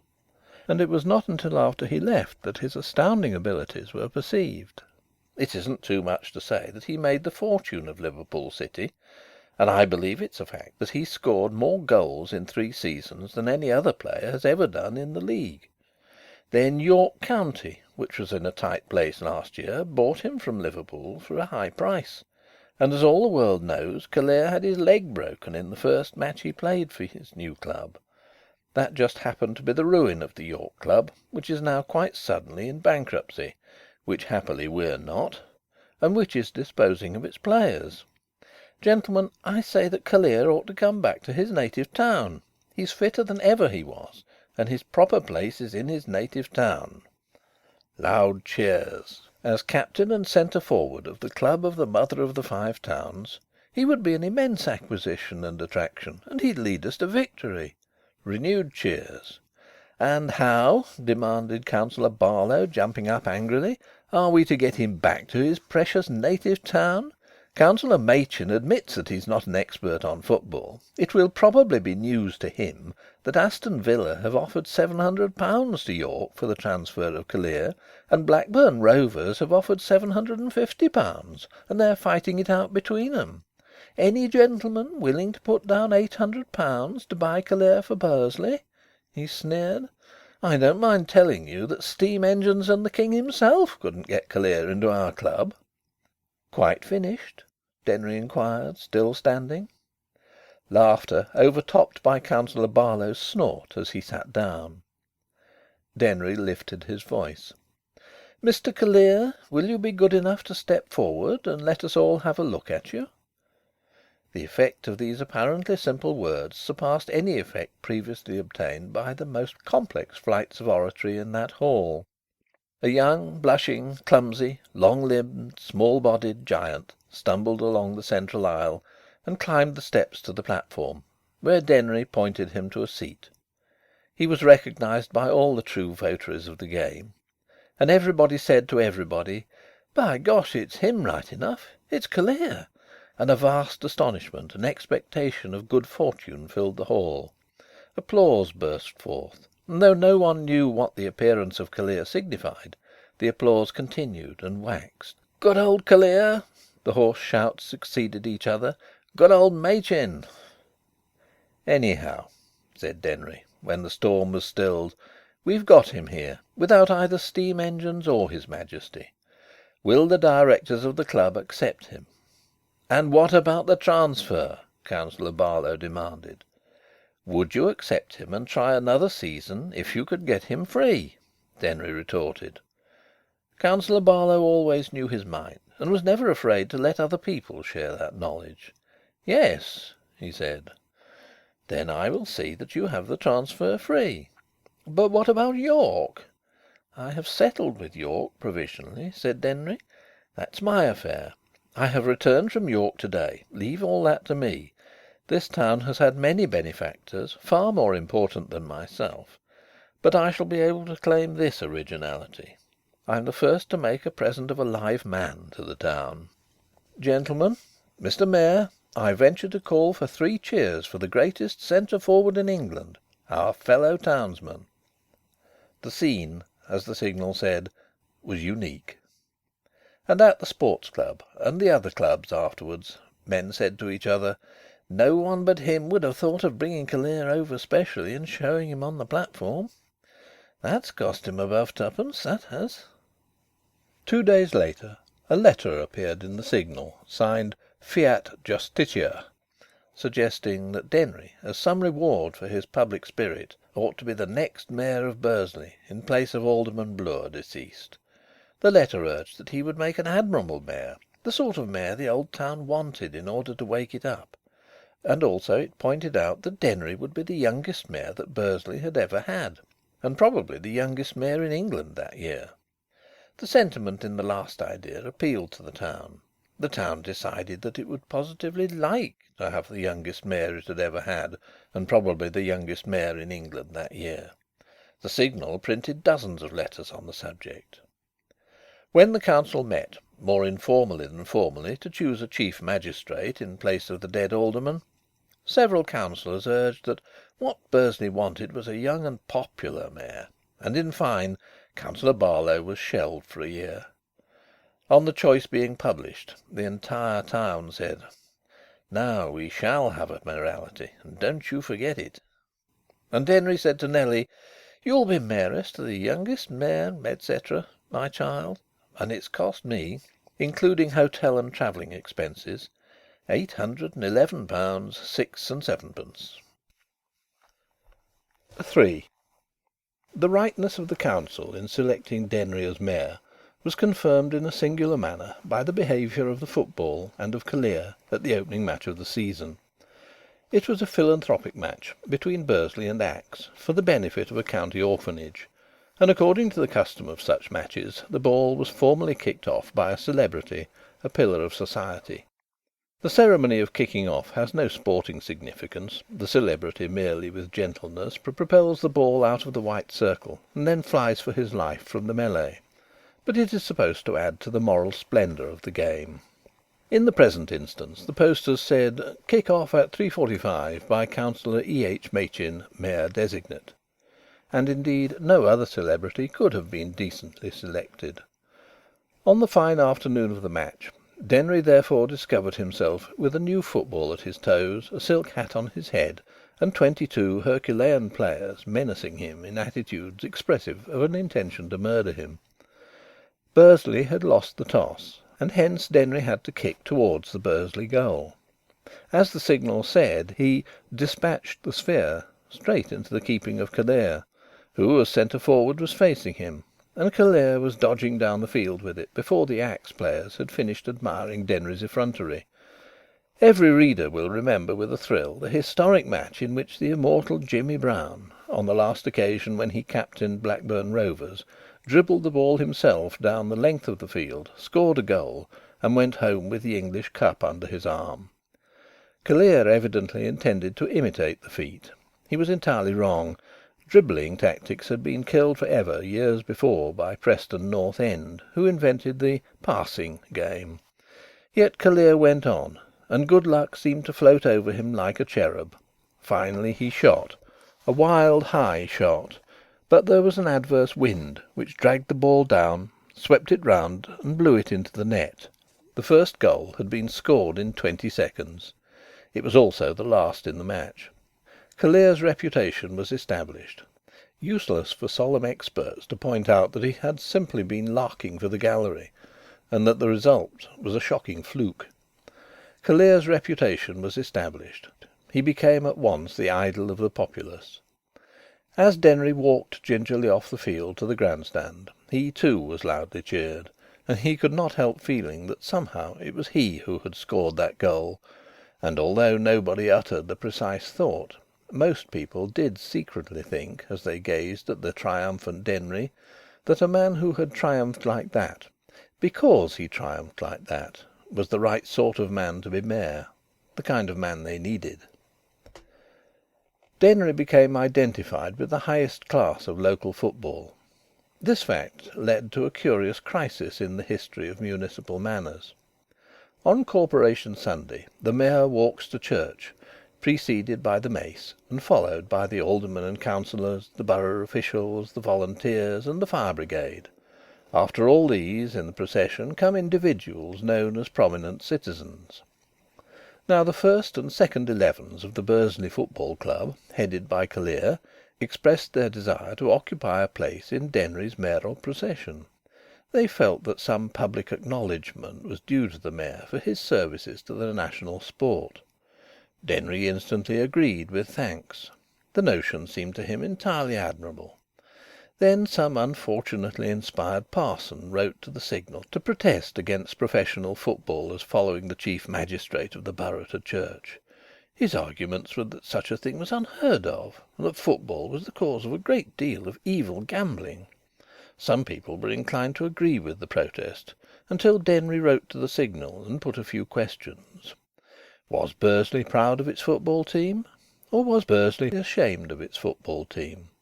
Was the practice of football incompatible with good citizenship? Was there anything dishonourable in playing football?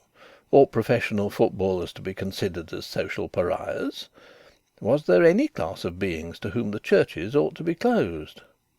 The parson foundered in a storm of opprobrium, scorn and ironic laughter. Though the town laughed, it only laughed to hide its disgust of the parson. People began to wonder whether the teams would attend in costume, carrying the football between them on a charger as a symbol. No such multitudes ever greeted a mayoral procession in Bursley before. The footballers, however, appeared in ordinary costume, many of them in frock coats. But they wore neckties of the club colours, a device which was agreed to be in the nicest taste. St. Luke's Church was crowded, and what is stranger, the churchyard was also crowded. The church barely held the procession itself and the ladies who, by influence, had been accommodated with seats in advance. Thousands of persons filled the churchyard, and to prevent them from crushing into the packed fane and bursting it at its weakest point, the apse, the doors had to be locked and guarded. 4 women swooned during the service. Neither Mrs. Machin senior nor Nellie was among the 4. It was the first time that anyone had been known to swoon at a religious service held in November. This fact alone gave a tremendous prestige to Denry's morality. When, with Nellie on his arm, he emerged from the church to the thunders of the organ, the greeting which he received in the churchyard, though the solemnity of the occasion forbade clapping, lacked naught in brilliance and efficacy.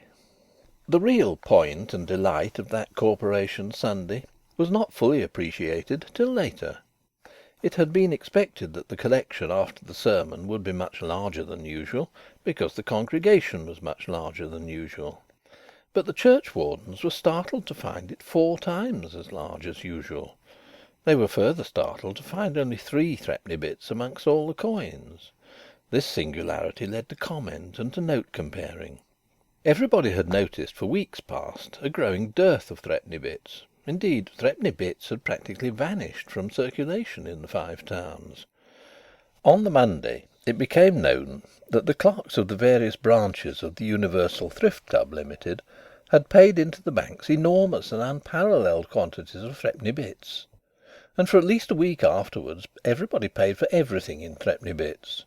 And the piquant news passed from mouth to mouth that Denry, to the simple end of ensuring a thumping collection for charities on Corporation Sunday, had used the vast organisation of the Thrift Club to bring about a famine of threepenny bits. In the annals of the town that Sunday is referred to as Threepenny Bit Sunday, because it was so happily devoid of threepenny bits. A little group of councillors were discussing Denry. "What a card!" said one, laughing joyously. "He's a rare and no mistake." "Of course this'll make him more popular than ever," said another. "We've never had a man to touch him for that." "And yet," demanded Councillor Barlow, "what's he done? Has he ever done a day's work in his life? What great cause is he identified with?" "He's identified," said the speaker, "with the great cause of cheering us all up." End of Chapter 12 and of The Card by Arnold Bennett.